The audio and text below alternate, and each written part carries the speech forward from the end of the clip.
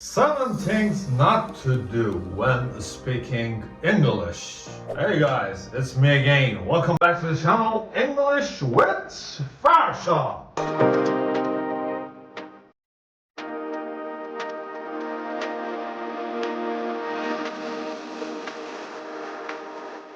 So, without waste of time, if you're ready, just keep up with me and let's find it out!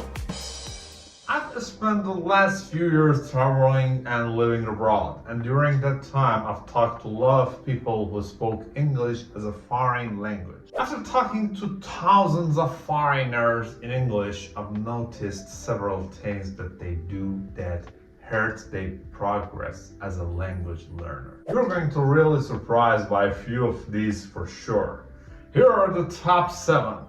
Don't be ashamed to speak. There is only one way to learn how to speak English, and that's to open your mouth and speak English.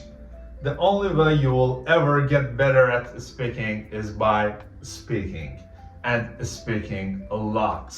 Courage is resistance to fear, mastery of fear, not absence of fear. Mark Twain. You make excuses for why you don't want to speak, like saying that you're too embarrassed to speak, but these won't get you any closer to your goal of achieving English fluency. It doesn't matter if you have no vocabulary or if your pronunciation is not perfect. You need to open your mouth and speak if you want to improve. Whatever you do, don't say that you can't speak English, because this will become a self-fulfilling prophecy. By believing that you can't speak English, you close your mind to trying and never give yourself the opportunity to improve. The only way to improve your English is to practice it, no matter how bad you may or may not be at it. 2. Don't be afraid of making mistakes. Another thing you shouldn't do when speaking English is to be afraid of making mistakes. Part of being human is making mistakes, and sooner or later you're going to have to accept the fact that you're not perfect and you will always make mistakes. The only way you can avoid making mistakes is by not trying at all. If you follow this approach, you will avoid making mistakes, but you will never improve either. I've missed more than 9,000 shots in my career. I've lost almost 300 games, 26 times. I've been trusted to take the game-winning shot and missed. I've failed over and over and over again in my life, and that is why I succeed. Michael Jordan. This may seem counterintuitive, but you should try making as many mistakes as possible. If you're making mistakes, that means you're actually speaking English and improving. If you aren't making mistakes every day, then you aren't speaking enough. Of course, you shouldn't intentionally make mistakes, and you should try to be aware of your mistakes so you can learn from them and improve your skills. Grammar is the last thing you should be worried about when speaking English. You don't need to have perfect grammar in order to communicate with someone in English. Native speakers aren't going to judge you for having bad grammar. They are going to be more focused on understanding your meaning and continuing the conversation. As long as you speak clearly and confidently, it doesn't matter if you use the wrong article, adjective ending, or sentence order. Many language programs put too much emphasis on grammar and not enough emphasis on speaking.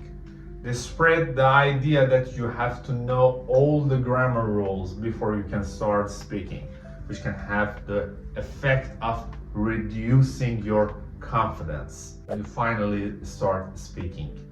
This is backwards. You should learn to speak first to build your confidence, and then work on correcting your grammar after you've reached a basic level of fluency. Everybody makes mistakes, even native speakers of English. Nobody is born speaking perfect English. Fluency is something that takes time and hard work to achieve. There are many Americans who go through 13 years of schooling and still don't learn how to speak English properly. So don't be discouraged by your mistakes. Learn to embarrass them and value them for the role they play in your learning.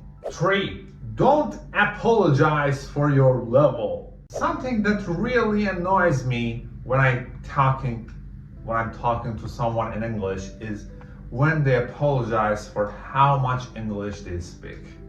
I've never been offended by someone's level of English, and I don't get upset when someone makes mistakes.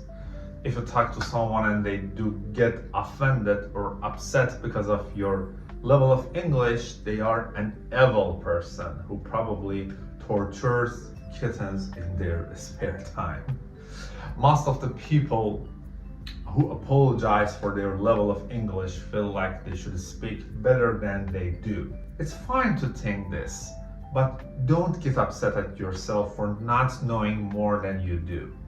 Achieving fluencies in any language is a process that takes time, and you can't expect to become fluent overnight.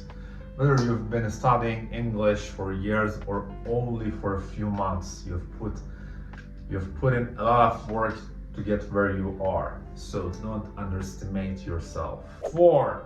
Don't get frustrated with yourself. Learning English will come with a certain amount of frustration.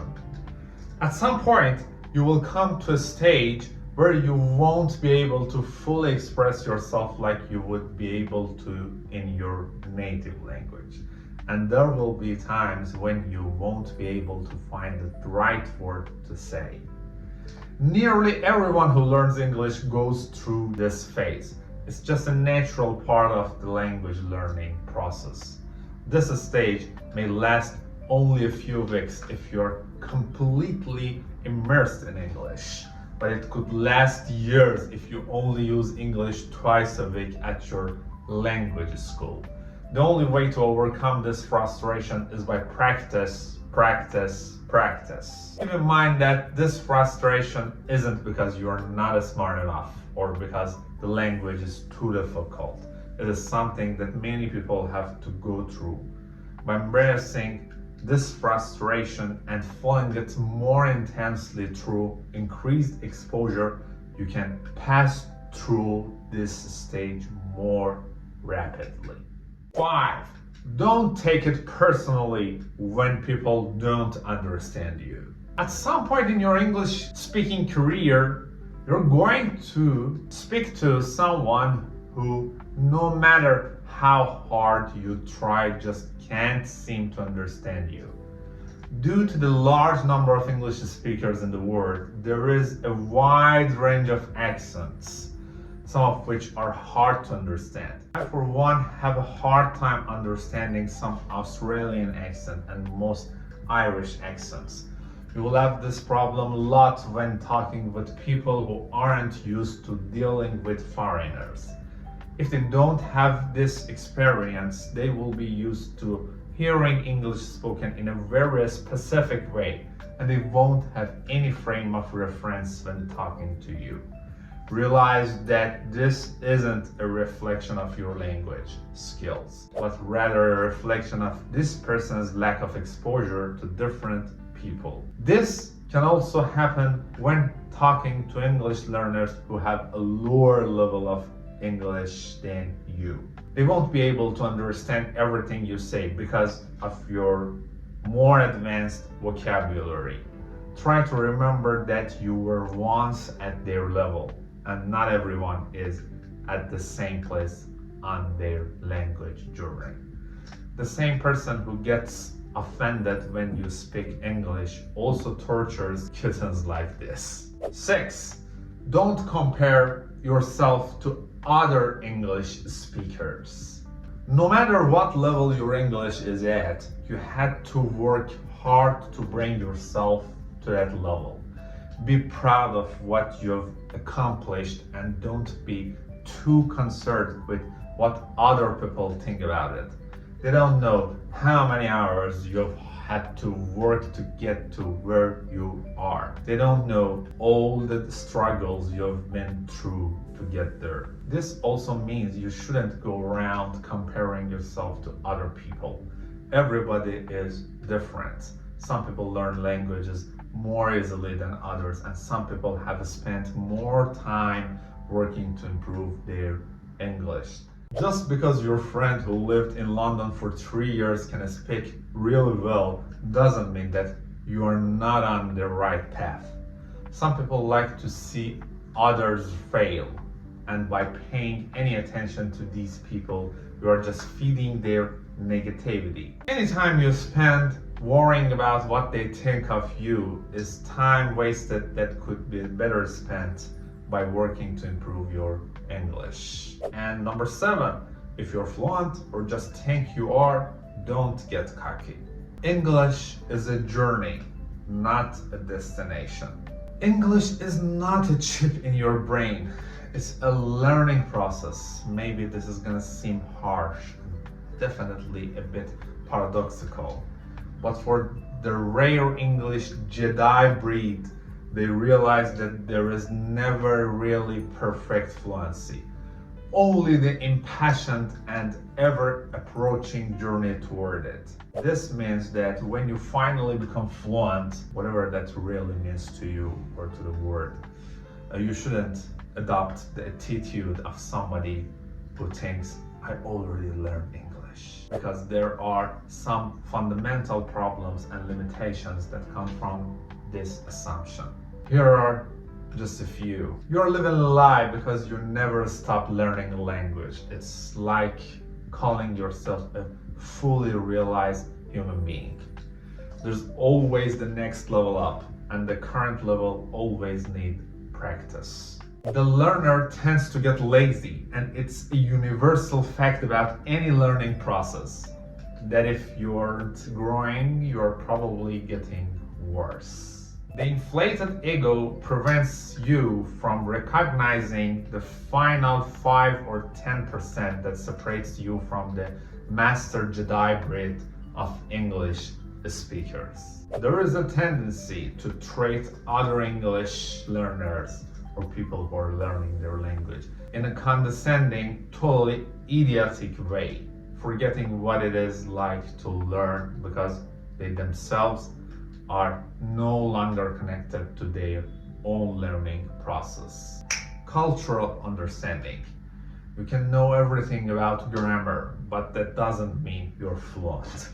You need to be constantly connected to the source of the language, culture, so that it flows from who you really are. So there you have it. 7 things not to do when speaking English. Know that you know what not to do. Go out there and speak English.